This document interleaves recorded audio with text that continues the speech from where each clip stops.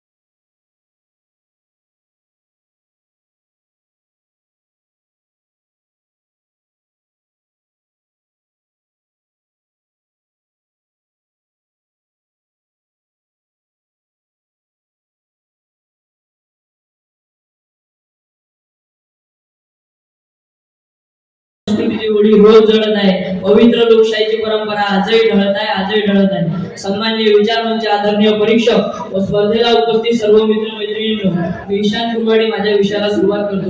विषय हा केवळ सणाविषयीचा नसून तर तो आपल्या संस्काराच्या भविष्याच्या संरक्षणासाठी आहे.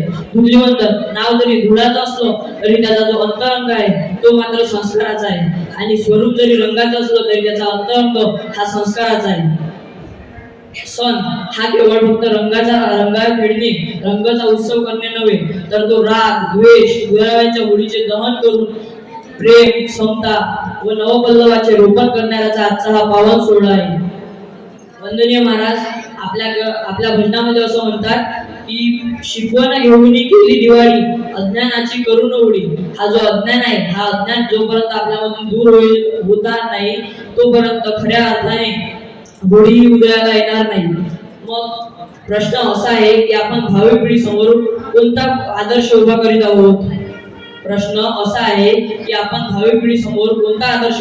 आहोत? संस्काराची परंपरा ही केवळ फक्त ग्रंथामध्ये नसते, तर ती आपल्या गावातील लोकांच्या आचरणातून, विचारातून व्यक्त होत असते. मग तुकाराम महाराज असं म्हणाले होते की पुत्र व्हावा ऐसा ज्याचा तिन्ही लोकी झंडा. परंतु आजच्या युगांची अवस्था अशी झालेली आहे की पुत्र झाला ऐसा गुंडा त्याचा फक्त फेसबुक वरती झेंडा. मग आपण आता अलीकडे बघत आहोत की आपली धुलीवंदन पाण्याच्या नाही तर दारूच्या घोटाने सुरू होते. मग सर्व तरुणाई याचे व्यसनात धुवून निघते. मग खरंच स्वामी विवेकानंदांना अपेक्षित असणारा युवक खरंच निर्माण होईल का? तर नक्कीच होईल, पण त्याची सुरुवात संस्काराने करणे ही अत्यंत आवश्यक आहे. आता अशिक्षित माणसं व्यसन करतात, पण सुशिक्षित झालो तरी काही फायदा नाही, कारण का व्यसनाची संख्या ही वाढलेली दिसते. याचं कारण म्हणजे आपण फक्त संस्कार सोडून फॅशनच्या आतोनात आहारी चाललोय. घरी दारी विठ्ठल रुक्माई, कुंडलिकावरील मुले गुजरी असं म्हणतात, पण आजच्या युग असा म्हणतो की विठ्ठल नाही, रुक्मिणी नाही, कुंडलिक देखील नाही. मग असं म्हणते. आणि हाच उद्देश महाराजांनी डोक्यात ठेवून हा उद्देश महाराजांनी डोक्यात ठेवून सांगितला आहे की आजची परिस्थिती ही खूप वाईट झाली आहे. आजच्या ज्या लेकाच्या खांद्यावर बाप जायला पाहिजे त्या बापाच्या खांद्यावर लेक स्मशानभूमीत चाललाय. मग असं जगाचं चित्र हे विचित्र झालं आहे. एवढाच असा व्यक्त करतो. आयोजकांनी मला इथे बोलण्याची संधी दिली त्याबद्दल आयोजकांचे धन्यवाद.